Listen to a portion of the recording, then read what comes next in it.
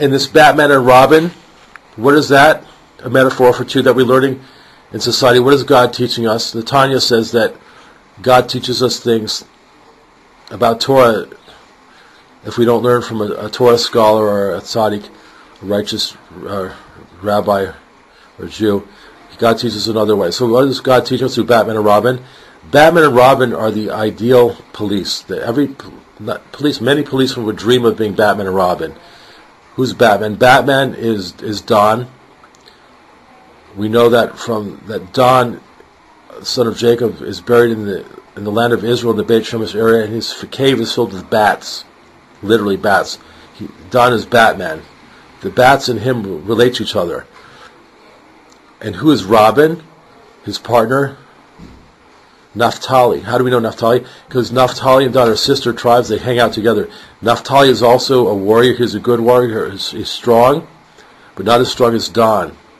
And who is Commissioner Gordon on the TV show, the original TV show Batman and Robin, which is the one I know and I liked as a kid.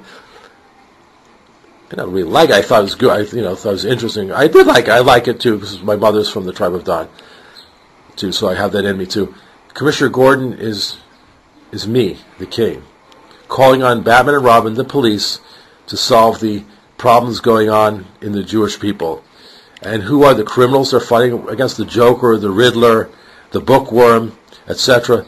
They are what the Gaon of Vilna in the book Evan Shleimah refers to as the refuse of the Jewish people, the Esavs, the Ishmaels, and the Erev Rav mixed multitude. That's kind of what's going on, and it's sort of Batman and Robin is kind of like a metaphor for the police fighting against the wicked criminals of the refuse of the Jewish people. That's how I see it. And may they win the war, but that's only on a merit of Torah mitzvot and elevating them through the holy angels and the holiness that we create through our good deeds, our mitzvot. Will they, the police, the Batman and Robin, be merited to winning this war against the crime? Because if we don't do Torah mitzvot, we don't deserve to be protected from the crime. We deserve to be punished by the criminals as God's messengers to punish us for our sins, as God's agents to punish us for our sins. If you don't pay your charity to the poor, or give me, Rabbi Ben Yaakov, another tzaddikim, money for our yeshiva or to do the music, God is going to send a criminal to steal it from you. You deserve it. You deserve it. I used to tell people in Me'ashrim when I was begging for money. It's kind of like undercover guys could give people blessings, but I wanted them to give me money so I could give them a blessing. And they did. Everyone gave money, basically. And I begged for another person once to get money for him, and so I to give it to him. What was I going to say? Where was I leading to? Blessings. Undercover guys. What was I thinking?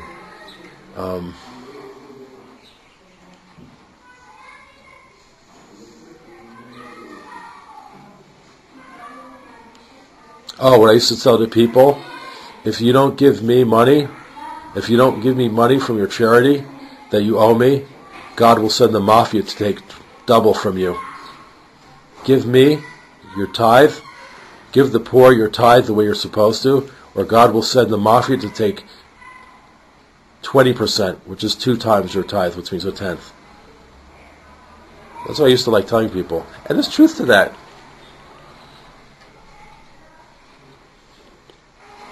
There's one very rich person who was being a tightwad, not giving me any money. He exploited me when I was an engineer. He didn't pay me my market thing, and I took the job, whatever, for other reasons. Or maybe that's the only job I felt I could get, or I didn't want to hold out, or maybe don't want to release so much money in this world anyway, but because I want my reward in the next world. But I just told him when I'm collecting money for a music project to save the world, and for my yeshiva that I don't want to make, but I have to make because the people of Israel need a good yeshiva to learn Torah the right way. With tzaddik who knows Torah, it's a really big headache for me to do, but I think I have to do it. I don't want to do it, but I have to do it. It's a lot of responsibility. But I told this guy, this rich guy in Tel Aviv, Friedman,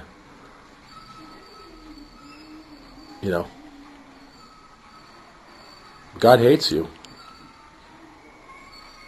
He just hates you. He hates rich people who are stingy. We learned that in the Talmud. He hates poor people who are haughty, old people who are immoral, they're not preparing for the next world, and people who have testimony on their brother or someone that they're withholding, so the person is losing something. He's losing money or something that he needs. So I told this guy, Friedman, I hope that God takes away your money. The wheel of fortune changes in the world. You're rich now, but there's a story in the Gemara that there's a rich man who lost all his fortune, and he said that he wished he gave this certain rabbi money before he lost it, so he would have had the merit for the next world of having given this good Jew who would have used the money for mitzvah and help other Jews. The money before he passed away was in poverty. So I told that to this guy. I hope if what takes you to learn the importance, what's important, you should learn God more than things and money.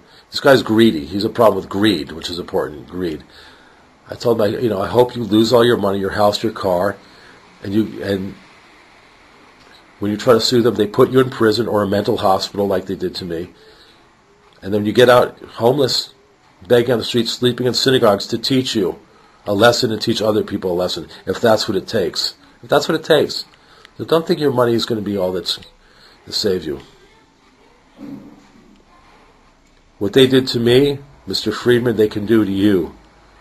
You can be on top of the world today, multi-billionaire, and have nothing tomorrow. Just know that. God is infinite. Anything's possible with him. He can cure people from AIDS. He can make one man win a battle against 1,000.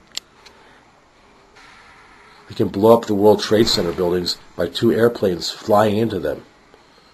That's something that could be possible. I know you think I'm crazy for suggesting such a thing, because it's impossible. It would never happen. No airplanes would ever crash into the World Trade Center buildings. He wouldn't make a hurricane, Sandy, against the East Coast for their raging, frivolous pleasures. So he makes a raging, frivolous hurricane as a measure for measure punishment, including taking people's things that don't belong to them and getting pleasure from it, wives, money, etc. That's where I was ripped off. I warned them that the divine retribution would come. It's coming in stages. It's not done yet. It's building up. It's escalating until that land will be cleansed of the impurity and sin. And if there's not one person standing on it to make that happen, that's also possible. And that's also all for the best too. So be careful as we live by the Torah. Everyone, Gentile and Jew. Gentile and Jew. How could a Gentile not want raging frivolous pleasures? Well, you got to work on that.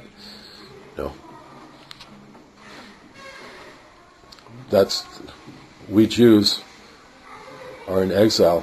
Well, Rav Nachman of Breslov says we're in exile because we're not controlling our evil inclination, which usually involves impure, immoral lusts, have relations with people that we're forbidden to have, non-Jewish girls, women, other men's wives, children, men and men. So I like to say that we Jews are still in exile because of the Gentiles, right? Because the Gentiles! We're still in goals because of the Gentiles. It's the Gentiles. It's the Gentiles. Right, it is the Gentiles. It's our Gentiles which are causing the problems. It's not the Gentiles, it's our Gentiles which are keeping us in exile.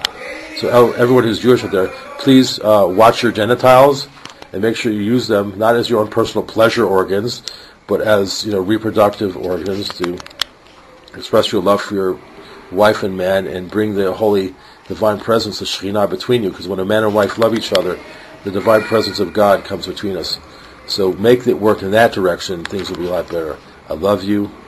I hope you merit this world and the next world. God bless you, and everything should be fine. It'll be good. Let's turn it around, make it better.